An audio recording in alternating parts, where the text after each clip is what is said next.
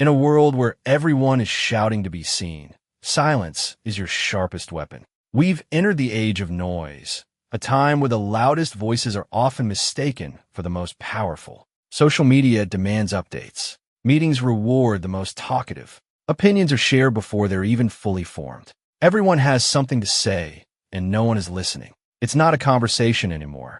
It's a race to outshout the next person. But there's a quiet rebellion happening beneath the surface. Look closely, and you'll see that the ones who truly hold influence aren't the loudest. They're the ones who speak the least, but are heard the most. Visibility is no longer the same as value.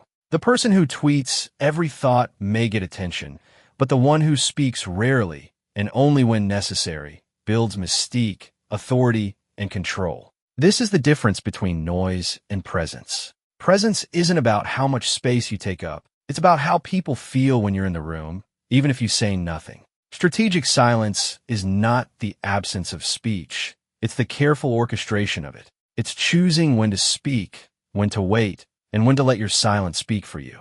They talk to prove power. You stay silent to hold it. Machiavelli didn't just write about rulers. He wrote for survivors navigating a brutal political jungle. The Prince isn't a handbook for tyrants. It's a survival manual for those who understand that raw power isn't always loud. It's subtle, layered, and often quiet. In his world, in ours, those who talk too much give away their hand. Those who stay silent often stay in power. One of his most telling lines reads, "Never attempt to win by force what can be won by deception." This isn't a call to be dishonest. It's a reminder that power is perception, and perception can be manipulated not by noise, but by nuance. Silence, for Machiavelli, wasn't weakness. It was a strategy. A pause in speech could be a trap. A withheld opinion could be a shield. History's most powerful figures knew this. Napoleon, before unleashing a campaign, often sat in deliberate silence, letting his presence loom larger than any proclamation.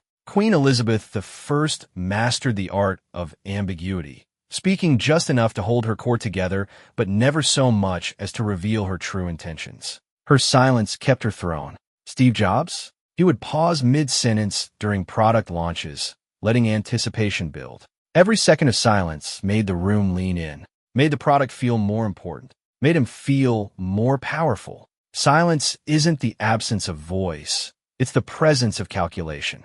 It's the quiet before the move that wins the game. Machiavelli knew it. History confirms it, and in today's world of constant chatter, this old truth feels more revolutionary than ever. In today's hyper-connected world, we've made a critical mistake. We confuse noise with power. We assume the person speaking the most must know the most. The one posting daily must be the most successful. The leader explaining everything must be the most in control. But the truth is far more uncomfortable. The more you say, the more power you often give away. On social media, oversharing is mistaken for authenticity. But every personal detail posted chips away at mystique. The influencer who tweets every unfiltered thought builds familiarity, not respect. The one who speaks rarely, and only with surgical precision, makes each word feel like a revelation. Power is preserved in what's withheld, not just what's revealed. In leadership,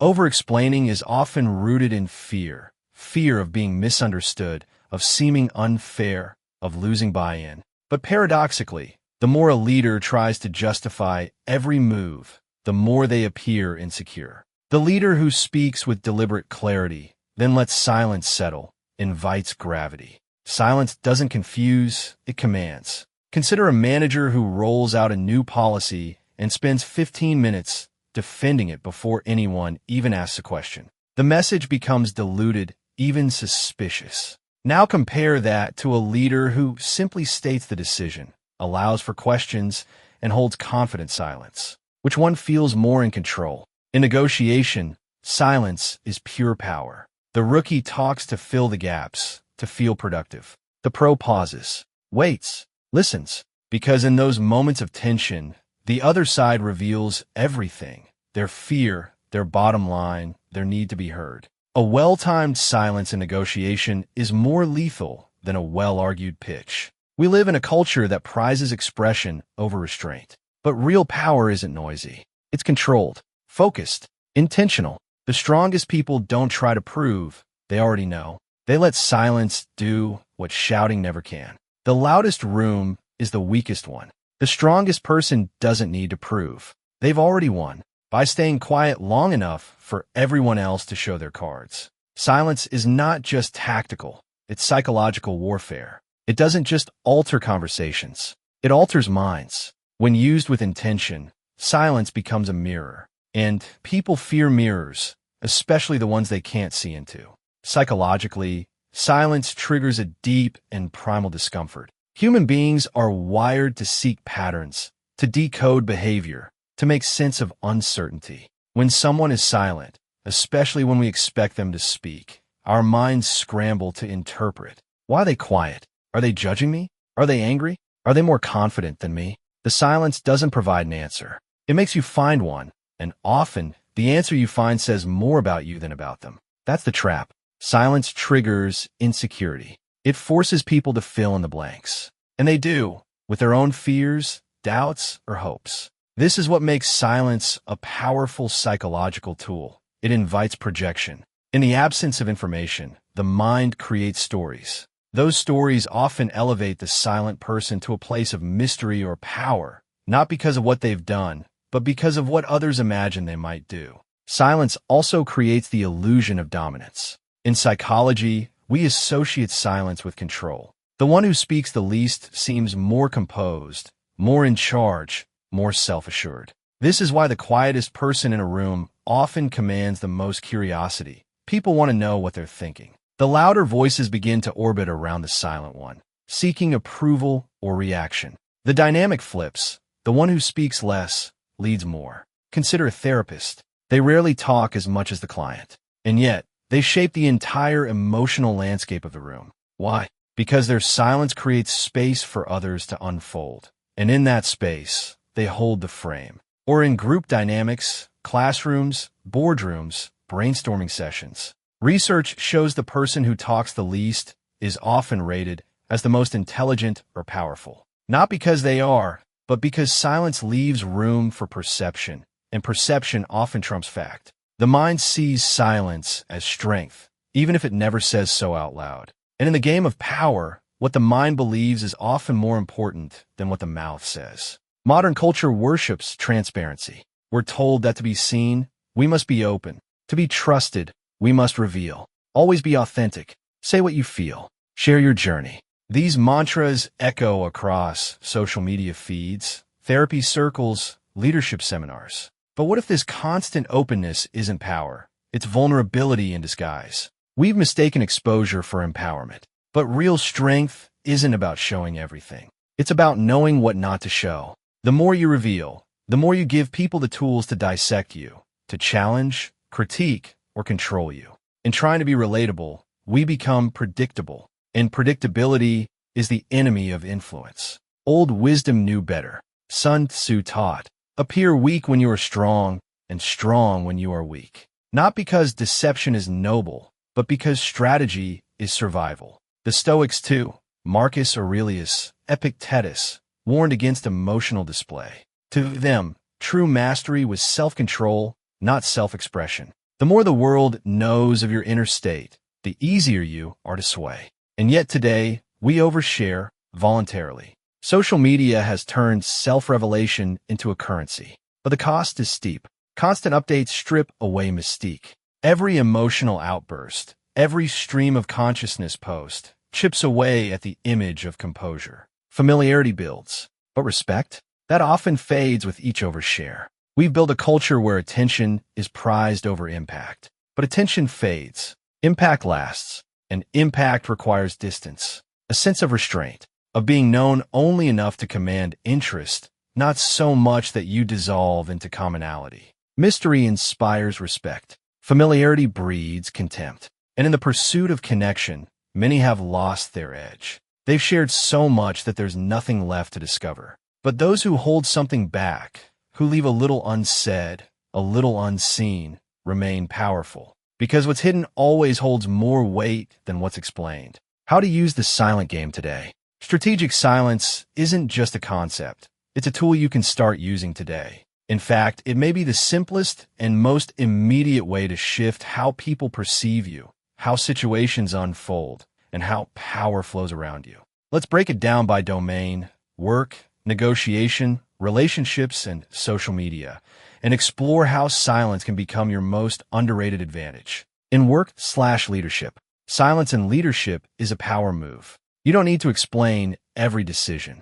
That instinct to justify, to clarify, to seek validation, it makes you appear uncertain, even when you're right. Instead, state the decision clearly, then stop. Let performance speak. Let results be the explanation. In meetings, silence draws focus. While others scramble to be heard, your silence becomes a signal. When you finally speak, people listen. You create contrast, and contrast creates authority. Even in digital communication, timing matters. Don't reply to every email instantly. Don't be the person who's always available. Why? Because people value what feels scarce. When your time appears abundant, so does your power. Delayed responses, especially to non-urgent matters, build presence. They say, "My time is considered. My words aren't casual." In negotiation, this is where silence is a sword. After you make a proposal or state a price, don't speak. Most people can't handle the discomfort of silence, so they rush to fill the void. And in doing so, they often reveal their real limits, fears, or flexibility. The golden rule? The first to speak after the offer often loses. The silence after the number is where the leverage lies. Hold it. Let do the work. In relationships, we often think connection requires constant communication. It doesn't. In conflict, silence creates space for reflection, for resetting, for dignity. Responding to every jab, every sarcastic remark, every passive-aggressive comment, that just drags you into the mud. Sometimes the most powerful reply is none at all. Not out of spite, but out of control. Silence signals boundaries. It says, "This doesn't deserve my energy." In social media, every post is a drop in an ocean of noise. But the less you post, the more each post matters. Restraint becomes signal. A gap between posts builds tension. A rare message feels like a moment. Say more by saying less. Skip the behind-the-scenes monologue. Skip the need to constantly explain your every thought. Let your silence be the gap that curiosity rushes to fill. Try this. For one day, practice intentional silence in each domain.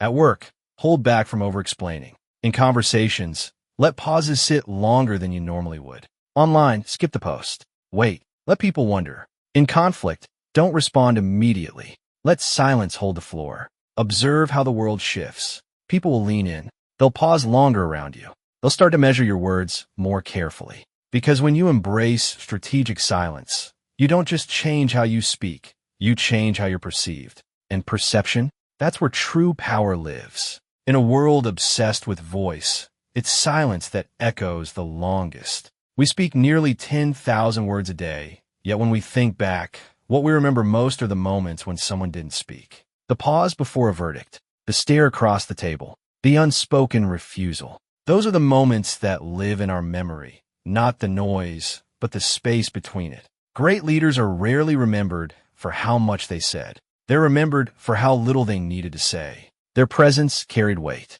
Their silences shaped the room. They understood something the modern world has forgotten. That power isn't about volume, it's about control. Those who talk too much build fans, temporary, fickle, and hungry for more. But those who master silence, they build empires. Silence builds mystique, authority, fear, and respect. It forces the world to lean in, to guess, to anticipate. And that's when you have them, not through explanation, but through enigma. They talk. You win. Not because you shouted louder, but because you waited longer. You watched. You listened. You chose your moment. And when it came, your silence had already said enough. So let the others fight for the spotlight. Let them fill the room with their declarations. You don't need to be louder. You only need to be sharper. Master the silent game, and you'll never need to raise your voice again.